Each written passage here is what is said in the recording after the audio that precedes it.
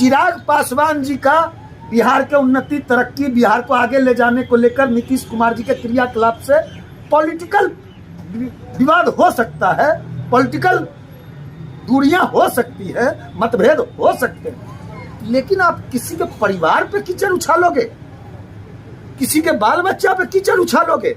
किस तरह नीतीश कुमार जी ने कीचड़ उछाला, किस तरह आपत्तिजनक जिस बातों को कोई भी माफ नहीं कर सकता, अब जान लीजिए। और उस समय आप आपके राम का मरणोपरांत, आपके राम को अपमानित किया जा रहा था, जलील किया जा रहा था, टिप्पणी किया जा रहा था बिहार के मुख्यमंत्री नीतीश कुमार जी के द्वारा। हमने कहा इसका कंडेम होना चाहिए, इसका विरोध होना चाहिए, लेकिन आपका राम का अपमान आप चुपचाप सह गए। ये बात आपने पार्टी में उठाई थी? बिल्कुल हमने कहा कि नीतीश कुमार जी के इस आरोप, नीतीश कुमार जी ने इतना जो निचले स्तर का जो बात कहा है, आपके राम पर टिप्पणी की है, गलत अभद्र टिप्पणी की है, आपके सीता मैया पर गलत टिप्पणी की है, आप चुपचाप रह गए। पशुपति पारस की पार्टी टूट जाएगी, अस्तित्व नहीं रहेगा, तो फिर पशुपति पारस का राजनीतिक भविष्य क्या होगा? यह तो उनको ना सोचना है, यह तो उनको ना निर्णय लेना है। हम अपने भविष्य का निर्णय तो हमको ना लेना है। हमने अपने भविष्य को देखा, हमने देखा इस पार्टी में हमारा भविष्य अंधकारमय है। हमने देखा कि रामविलास पासवान के सिद्धांत को, विचारधारा को, नीति को, रामविलास पासवान के असूलों को। अब आदरणीय पशुपति कुमार पारस जी से तो एक मेरा बड़ा प्रश्न है अभिषेक जी, बिहार के मुख्यमंत्री नीतीश कुमार जी, अब आप भगवान बदलने में तो महारत हासिल है आपको। आप कल बैठ के पटना आए थे, पटना में कह रहे थे नरेंद्र मोदी जी भगवान है हमारे। भगवान बदलने में तो आपको महारत हासिल है पारस जी।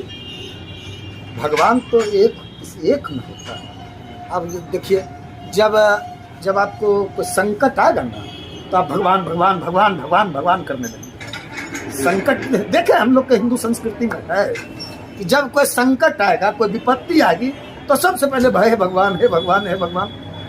तो आप तो भगवान बदलने में महारत हासिल है। कल तो आप कहते थे कि रामविलास पासवान हमारे भगवान हैं।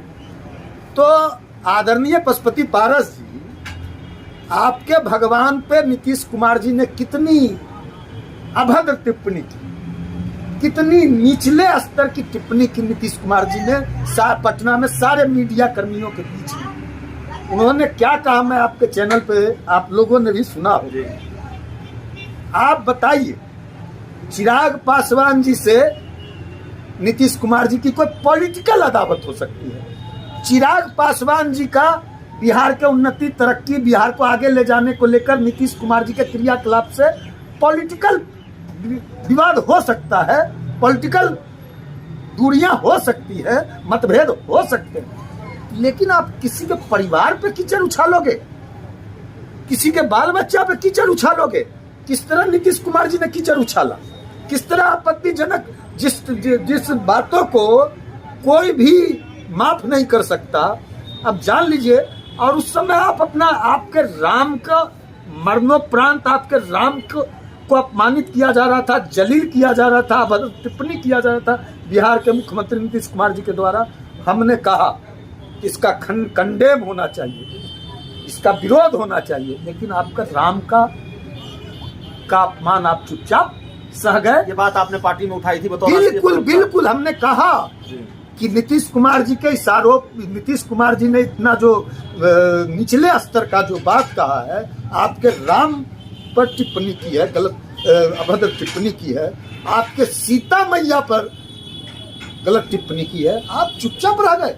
वही नीतीश कुमार, अरे नीतीश कुमार जी, आप तो 85 में पहली बार एमएलए बने। रामविलास पासवान जी डॉक्टर राम मनोहर लोहिया के द्वारा दिए गए टिकट से संसोपा ने बांधी घाट, पिछड़ा पावे 100 में 7, 1969 में हुए, अलौली से पहली बार एमएलए हुए।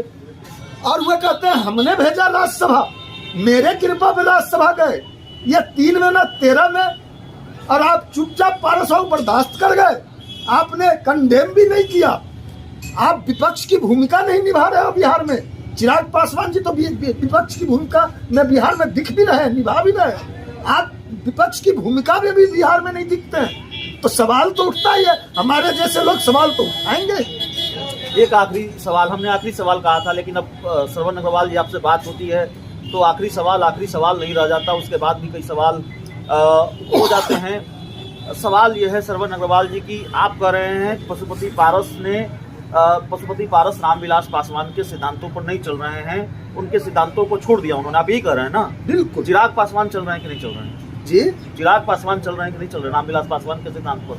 देखिए, निश्चित रूप से आदरणीय श्रद्धेय बाबा साहेब अम्बेडकर के बाद दूसरे अम्बेडकर देश के रामविलास पासवान जी, उनके वो पुत्र हैं। निश्चित रूप से पुत्र हैं तो उनका झलक, उनका अंश, उनका काम तो दिखेगा ही, निश्चित रूप से हमारा मानना है।